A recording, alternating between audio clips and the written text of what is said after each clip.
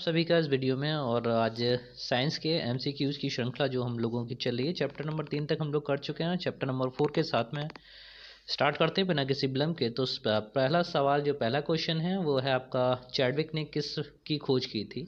तो चैडविक के बारे में जैसे आप सभी जानते हैं, साइंटिस्ट हैं और उन्होंने पार्टिकल्स की खोज की थी। तो किस पार्टिकल की खोज की थी उसी के बारे में आपसे पूछा गया है। तो इलेक्ट्रॉन, प्रोटॉन और न्यूट्रॉन, जैसे सभी जानते हैं कि प्रोटॉन जो आपका परमाणु है, परमाणु जो है 3 फंडामेंटल पार्टिकल या स्थायी कण जिन्हें बोला जाता है, इलेक्ट्रॉन, प्रोटॉन और न्यूट्रॉन से मिलकर बने हैं। और इन तीनों ही कणों की खोज अलग अलग साइंटिस्टों ने की है। तो इसके लिए जनरल एक याद करने के लिए ट्रिक दी जाती है, ईंट पर नाच। ठीक है, तो इसको अगर आप अच्छे से लर्न कर लेंगे तो आपको काफ़ी सारे सभी पार्टिकल, लगभग इलेक्ट्रॉन से ई बनेगा, टी से टॉमसन, ठीक है, पा से आपका प्रोटॉन और रा से रदरफोर्ड, ना से न्यूट्रॉन बनेगा और चा से चैडविक। ठीक है, तो यहाँ सी में आपका आंसर यहाँ नाच में छुपा हुआ है, ना से न्यूट्रॉन और चा से चैडविक। तो यहाँ पर जो सही ऑप्शन है वो आपका सी ऑप्शन करेक्ट है, ईंट पर नाच। तो इस फॉर्मूले के द्वारा आप सभी को बता सकते हैं कि किसकी खोज किस साइंटिस्ट ने की है। तो इसमें कोई कन्फ्यूज़न नहीं होगा। बताइएगा सभी बच्चों को, ठीक है, शेयर कीजिएगा वीडियो को ज़्यादा से ज़्यादा बच्चों में, सभी लोग लाभ उठा पाएँ। क्वेश्चन नंबर 2 पे आते हैं, परमाणु के केंद्रक में होते हैं। तो परमाणु का जो केंद्रक होता है, जिसको हम नाभिक बोलते हैं यानी न्यूक्लियस बोलते हैं, एटम का जो सेंट्रल पार्ट है, it is called the nucleus. और न्यूक्लियस में कौन से कण रहते हैं, तो इलेक्ट्रॉन की बात की जाए, केवल प्रोटॉन की बात की जाए, ऑप्शन में देखें से न्यूट्रॉन है, या डी में दे रखा प्रोटॉन तथा न्यूट्रॉन। ठीक है, तो प्रोटॉन तथा न्यूट्रॉन ये दोनों ही पार्टिकल न्यूक्लियॉन्स कहलाते हैं और न्यूक्लियस में रहते हैं। तो उसको आप ध्यान कर सकते हैं, केवल सेपरेट प्रोटॉन नहीं रहता, केवल सेपरेट न्यूट्रॉन नहीं रहता, ये दोनों साथ में कंबाइंड रूप में रहते हैं, उनको न्यूक्लियन बोलते हैं। इलेक्ट्रॉन नाभिक के चारों तरफ की जो ऑर्बिट है उसमें परिक्रमा करता है, उसमें घूमता रहता है, उसमें रिवॉल्व करता है।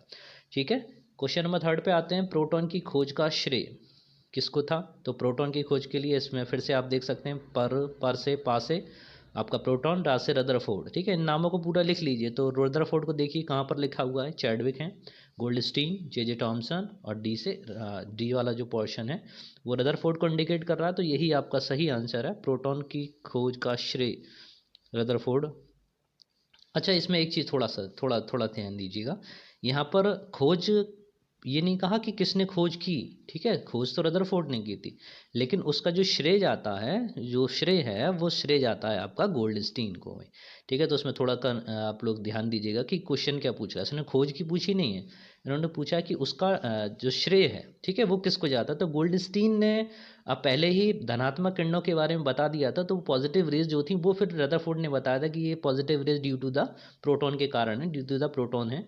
ठीक है, तो यहाँ पर इसका जो सही ऑप्शन है 3 का बी, आप इसमें मेरे अनुसार ये सही कीजिएगा, करेक्ट कीजिएगा। ये इसमें मेरे सही लगभग करेक्ट आंसर इसका यही होना चाहिए मेरे अकॉर्डिंग। ठीक है, अगले पर आते हैं नंबर 4 पे, एक्स किरणों की खोज। ठीक है, तो एक्स रेज जो होती हैं, एक्स किरणों के बारे में आप एक्सरे कराने के बारे में जानते हैं। अगर किसी के जो बोन है, ठीक है, उसमें कोई फ्रैक्चर वगैरह हो जाता है, ठीक है ना, तो उसकी जो जांच वगैरह है वो हम एक्स रेज की हेल्प से करते हैं। उसमें कहाँ कितनी प्रॉब्लम है वो वहाँ से पता चलता है। तो उसकी जो सबसे पहले खोज की थी एक्स रेज की थी रॉन्टजन ने। ठीक है, काफ़ी कम फ्रीक्वेंसी की, काफ़ी कम आवृत्ति की रेज का यूज़ किया जाता है, क्योंकि ये काफ़ी बॉडी के लिए थोड़ा हानिकारक भी रहती हैं। तो जो भी एक्स रेज का यूज़ किया जाता है वो काफ़ी एक्सपीरियंस होल्डर और काफ़ी अच्छे डॉक्टर्स की उसमें ही किया जाता है। चलिए आते हैं नेक्स्ट पर, जब एक न्यूट्रॉन विघटित होता है, ठीक है, एक न्यूट्रॉन जब विघटित होता है मतलब उसका डिफ्यूज़ होता है, तो वो किस में क्या उत्पन्न करता है। ठीक है, जैसे सभी जानते हो कि प्रोटॉन और न्यूट्रॉन इनसाइड द न्यूक्लियस रहते हैं, नाभिक के अंदर रहते हैं। तो अगर न्यूट्रॉन विघटित होगा तो क्या बनेगा। ठीक है, प्रोटॉन, न्यूट्रॉन व एक इलेक्ट्रॉन, एक इलेक्ट्रॉन, एक या एक प्रोटॉन व एक इलेक्ट्रॉन। तो इसमें जो आपका सही ऑप्शन है 5 का डी है। इसमें एंटी न्यूट्रिनो और उत्पन्न होता है, इसको आप बड़ी कक्षाओं में पढ़ोगे। ठीक है, प्रोटॉन के साथ में एक इलेक्ट्रॉन, एक एंटी न्यूट्रिनो और उत्पन्न होता है। चलिए 6 नंबर पर आते हैं, निम्न किरणों में से सबसे अधिक भेदन क्षमता किस में होती है। तो सबसे अधिक भेदन क्षमता के लिए किस में होती है, तो ये है सबसे अधिक अल्फा किरणें, एक्स किरणें, गामा किरणें या कैथोड किरणें। ठीक है, तो इसमें जो पेनिट्रेटिंग पावर है, भेदन क्षमता यानी भेदने की जो शक्ति है, सबसे पावरफुल रेज जो मानी जाती हैं आपकी गामा किरणें मानी जाती हैं। तो यहाँ पर गामा रेज पर आप सही का निशान लगाएंगे। आयनन क्षमता सबसे कम होती है, सबसे ज़्यादा आयनन क्षमता किसकी होती है? अल्फा किरणों की होती है, ठीक है। तो उस चीज़ को भी ध्यान रखिएगा कि आयनाइजेशन पावर पूछ रहा है या पेनिट्रेटिंग पावर पूछ रहा है, तो उस चीज़ को ध्यान में रख के ही आपको ऑप्शन लगाना है। काफ़ी सिंपल रहता है, रेडियो एक्टिविटी का चैप्टर है, तो इसमें काफ़ी सारी बेसिक पॉइंट हैं, तो ये सभी एग्जामों में लगभग पूछे जाते रहे, तो उस चीज़ को आप बिल्कुल याद कर लीजिए अच्छे से।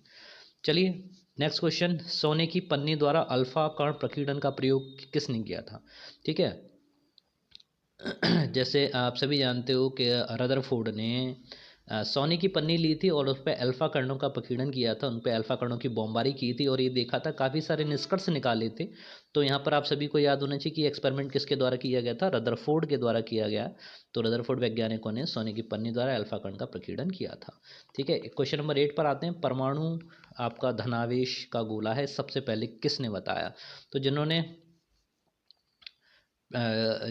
परमाणु का धनावेश के बारे में टॉमसन ने पहले ही कह दिया था कि जो परमाणु है धनावेश का गोला, उसमें आपके जो इलेक्ट्रॉन है वो जगह जगह पर धसे रहते हैं, ठीक है ना। तो ये धनावेश का जो गोला बताया था वो टॉमसन ने ही बता दिया था, ठीक है। उसके नाभिक के बारे में, नाभिक धनावेशित होता है, ये रदरफोर्ड ने बताया था, ठीक है। और फिर नील्स बोर ने बताया था कि आउटर मोस्ट ऑर्बिट में जो इलेक्ट्रॉन है वो आपके परिक्रमा करते रहते हैं।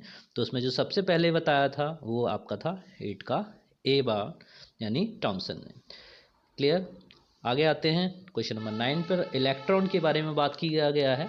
तो इलेक्ट्रॉन के बारे में यहाँ पर बात की है कि इलेक्ट्रॉन कुछ निश्चित कक्षाओं में चक्कर लगाते हैं, किसने कहा था? तो यहाँ पर जो एक्सप्लेनेशन दिया था, जैसे मैंने बताया था, नील्स बोर ने बताया था कि नाभिक होता है, ठीक है, the centre part of the nucleus, ये भाई नाभिक है, ठीक है। और इसका चारों तरफ जो कक्षाएं हैं उनमें इलेक्ट्रॉन्स रिवॉल्व करते रहते हैं, सेंटर पार्ट को हम न्यूक्लियस बोलते हैं। और जो कक्षाओं की बात की गई थी, ये सबसे बताई थी नील्स बोर ने। तो 9 का यहाँ पर सी है, 9 का सी आप सभी सही करेंगे। क्वेश्चन नंबर 10 पे आते हैं। अब परमाणु कण हैं, अब परमाणु कण कौन से होते हैं? इलेक्ट्रॉन, प्रोटॉन, न्यूट्रॉन या सभी? तो इसमें अब परमाणु कण का मतलब स्थायी कणों से ही है, स्टेबल पार्टिकल्स।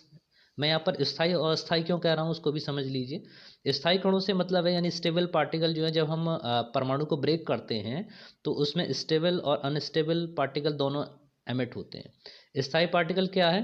स्थायी पार्टिकल समय के साथ में आपके उपस्थित रहेंगे, लेकिन कुछ पार्टिकल ऐसे होते हैं जिनकी लाइफ टाइम बहुत कम होता है, ठीक है। आपने जब नाभिक को ब्रेक किया, उसको परमाणु को जब ब्रेक किया, तो वहाँ पर दूसरे पार्टिकल भी एमिट हो, लेकिन उनकी लाइफ टाइम बहुत कम होता है, तो कुछ समय बाद वो लुप्त हो जाते हैं, गायब हो जाते हैं। तो उस कंडीशन में वो अस्थायी कहलाते हैं। यहाँ पर जो 3 पार्टिकल हैं, इलेक्ट्रॉन, प्रोटॉन, न्यूट्रॉन, ये आपके स्थायी कण हैं, और इसमें सही ऑप्शन आपका डी होगा, ये सभी कण। क्लियर है। नेक्स्ट क्वेश्चन पे आते हैं। दूसरे कक्ष में इलेक्ट्रॉनों की अधिकतम संख्या क्या है? तो अधिकतम संख्या के लिए मैंने आप सभी को बताया कि अधिकतम संख्या के लिए आप एक फॉर्मूला यूज़ किया था, वो है 2n²। 2n² के द्वारा आप n का मान अगर 1 रखेंगे तो पहली कक्षा में इलेक्ट्रॉनों की संख्या आपको मिल जाएगी कि अधिकतम कितने इलेक्ट्रॉन कक्ष में रह सकते हैं। तो n की जगह आप 1 रखेंगे तो 1 का स्क्वायर करेंगे तो आपको मिलेगा 2। यहाँ पर पूछ रहा है दूसरे कक्ष में, तो n इक्वल्स टू आप कितना लगाएंगे? अब 2 लगाएंगे, ठीक है। 2 का स्क्वायर करेंगे 4, 4 2 जा 8। तो यहाँ पर दूसरे कक्ष में अधिकतम इलेक्ट्रॉनों की संख्या कितनी मिलेगी आपको? 8 मिलेगी, जो आपका डी ऑप्शन करेक्ट है। अगर 3 पूछा गया तो n की जगह 3 रखते, 3 3 जा 9, 9 2 जा 18। तीसरे कक्ष में 18 होती। यहाँ पर पूछा गया दूसरे कक्ष में, तो यहाँ पर आप सही ऑप्शन लगाएंगे डी, यानी 8। नेक्स्ट क्वेश्चन पे आते हैं। डाल्टन के परमाणु सिद्धांत की कमी थी, तो ये कमी किस में थी? तो उन्होंने क्या बताया? डाल्टन के परमाणु देख लेते हैं। उन्होंने परमाणु को अविभाज्य बताया। दूसरा, वह एक ही प्रकार के परमाणु से बने विभिन्न पदार्थों के अलग अणुओं की व्याख्या नहीं कर सके। क्यों? कुछ कार्बनिक यौगों का संश्लेषण संभव नहीं था, या स्पष्ट नहीं हो सका, या डी आपका उपयुक्त सभी। ठीक है, तो इसमें सभी ऑप्शन आपके डाल्टन के परमाणु सिद्धांत के में थे। उन्होंने परमाणु का अविभाज्य बताया था, जबकि वो ब्रेकेबल है।